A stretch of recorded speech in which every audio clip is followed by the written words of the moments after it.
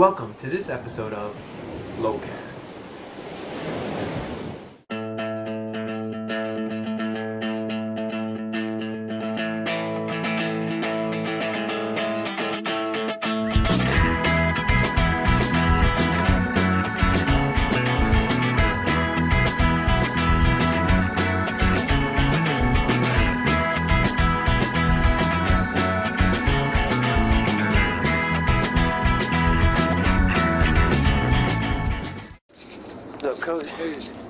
So we meet here in the next minute or a minute and a half and have a very short meeting and then hit the road. Cool. And we drive to a place that's 20 minutes of driving, or maybe a little more. And then we have a slightly longer meeting and then off we go.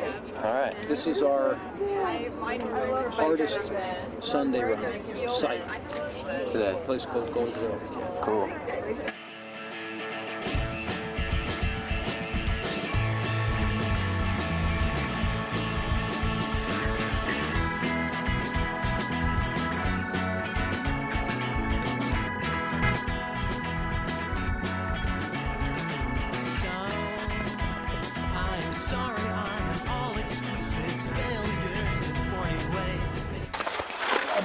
Some of you have never been here before.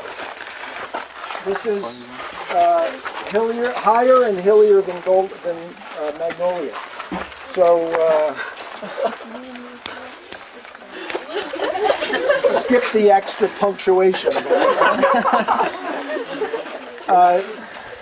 All the way out to the highway is 7.7 or so. So round trip is 15.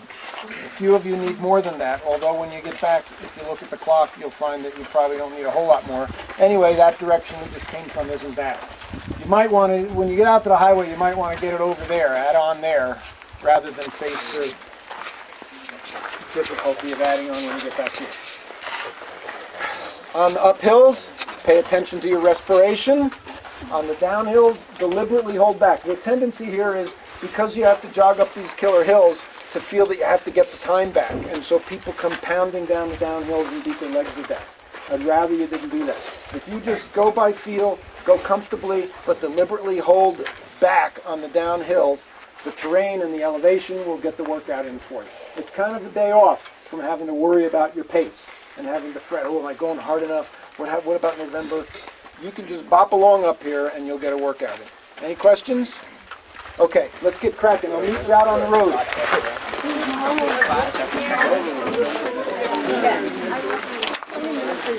I'm going 70 minutes.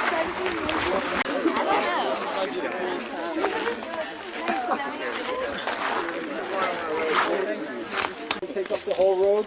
Coach Burroughs tells me they're filming a movie in Gold Hill.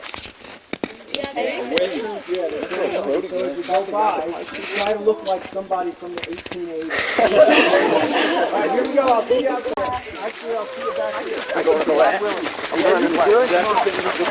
Why do you think this workout or the Sunday run is the best representation of the CU team? I think we emphasize the development of the aerobic metabolism more than contemporary Western training.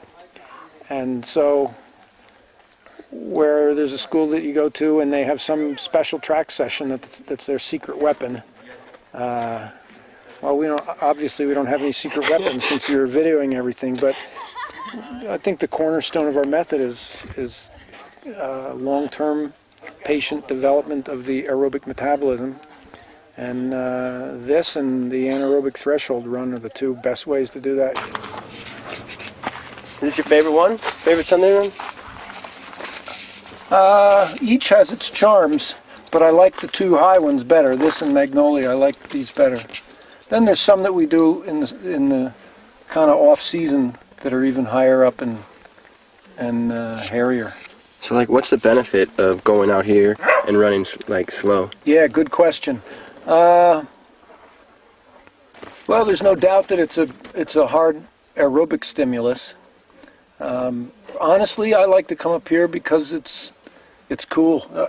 It's cool and it's cool and it's beautiful, and yeah, it's a little bit of a break from the grind. You know, downtown we get our mile markers set up and people are checking their watches, and there's a value to that. But up here they can turn their watches off or leave them in the car and still be sure that they got a good run in. You said a lot. Don't look at your watches. It's a lot with you. Is about feel, right? Yeah, we try to learn to pay attention to sensory data. There's no machine or device that's as accurate as that if you learn how to read it. It's hard to learn how to read it. Some people never learn. Who was the guy out in front today? I don't know. I was out and back. I was the guy out and back. So I didn't see. Was it a blonde guy? Yeah. Probably Kenyon Newman. Kenyon Newman, who's he? He's just a soft guy who's in shape and feeling good. Yeah. You expect him to do pretty good this year? I don't know. We'll see. I just have to wait and see how the races go. Yeah. How people look on a Tuesday or a Sunday or a Friday is one thing, and how they look on a Saturday morning is another. But Kenyon's a tough guy, and he's done some good racing for us, and he's in the best shape of his life, so I won't be surprised if he takes a big step from last year. But right near the end of this run, you climb up and up and up and up a really long 1.5 or 1.75 mile hill, and then go back down to the highway. And then you just flip around and you're staring at this thing thinking, oh great, here we go. Yeah, it's a tough run. And the 20-mile version is, wow, it's really hard. And as a 4th or 5th year person who's likely to be a 10,000 meter runner in the spring, I guess those are the people that are on the first list for getting up to 20. I'm not as enamored of 20-mile runs as I was 10 years ago, but we run pretty close to 2 hours most Sundays. Why did you stop the 2-hour runs or 20 miles? Well, just because elevation is different from sea level, and recovery issues are different, and yeah, what the correct way to train and the correct way to use volume at 1,000 feet is different from 5 or 6 or 9. So you have to remain open-minded to changes. If you never change, you're stuck with it. 20 years later, you're stuck with a 20-year-old method, right? Yeah. So you keep trying to try new things. And so people have run 20 miles here in 2 hours, but they usually get a lecture rather than a pat on the back. Nobody's running 20 a day, but they're probably running 18, 17, or 18. There's Vaughn, Pete Vaughn.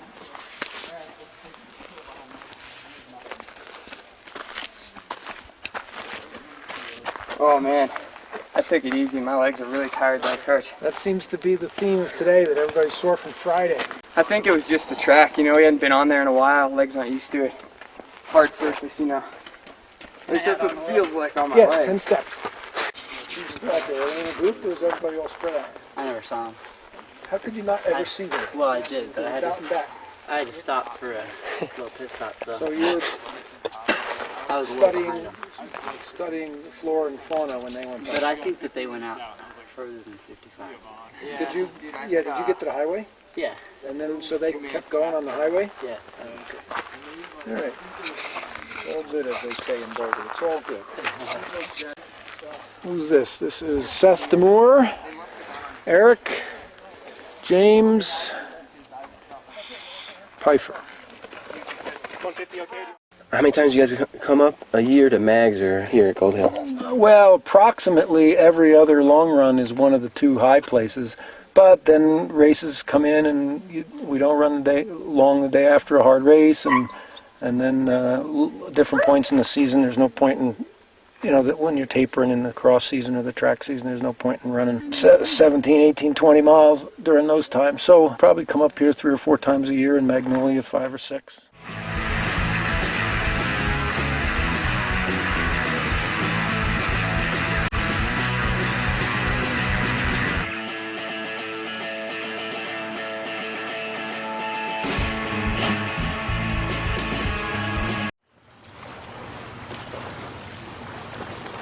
Flowcasts.